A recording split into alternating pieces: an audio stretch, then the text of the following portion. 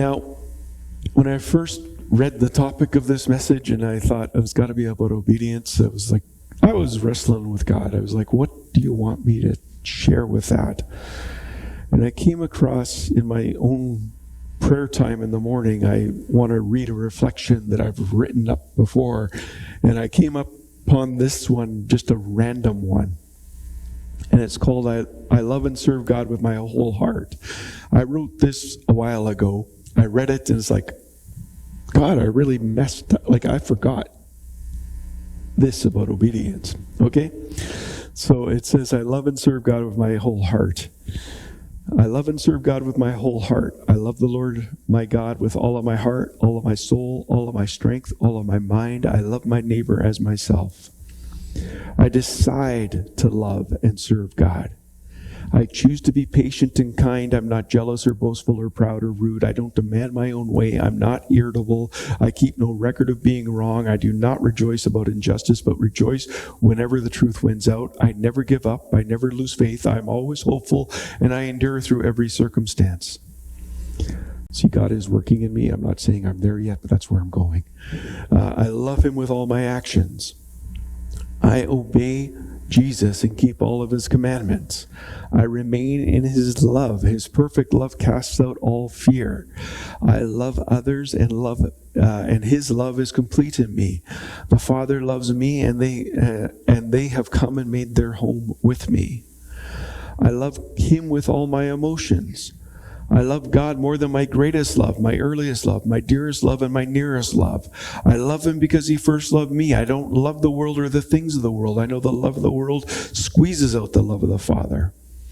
I have given up wanting my own way, wanting everything for myself, wanting to appear important.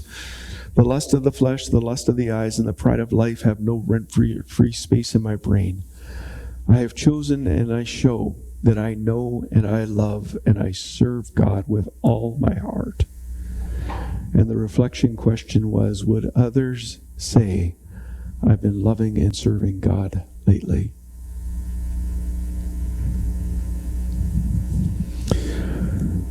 On the night that Jesus was betrayed, Matthew tells us that Jesus told his disciples that one of them would betray him.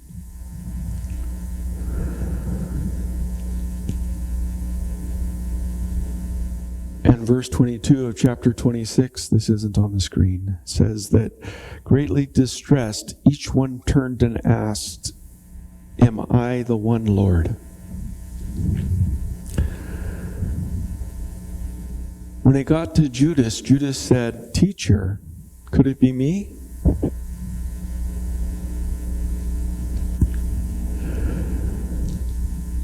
All of them have been with Jesus. All of them have experienced his love. All but one called Jesus their Lord. And the one who didn't thought he was a great teacher, but didn't make a difference in his life.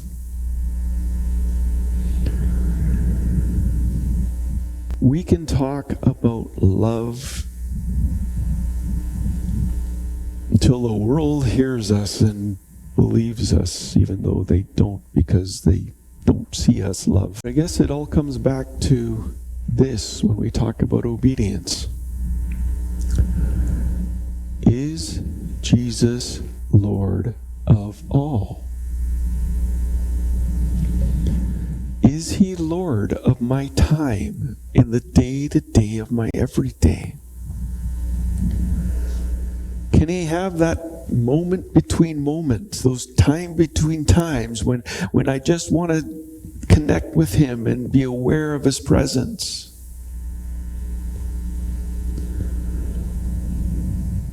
Do I want to spend more time praising him where throughout the day, however it happens, I'm taking that time to be in awe of him and responding to that awe in worship and praise?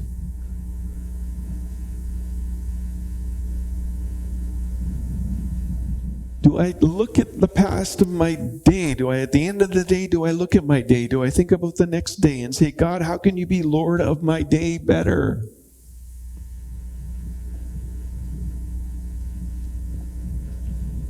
Or is it enough for me to go through the routine and simply come and hear some teaching and decide whether or not I apply it in my life? Is he a good teacher, or is he Lord of all?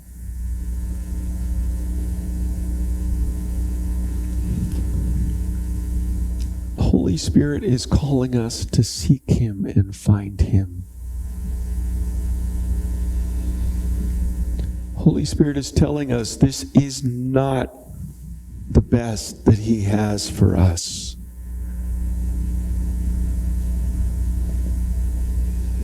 Holy Spirit is saying it isn't natural to naturally have the fear that the world has.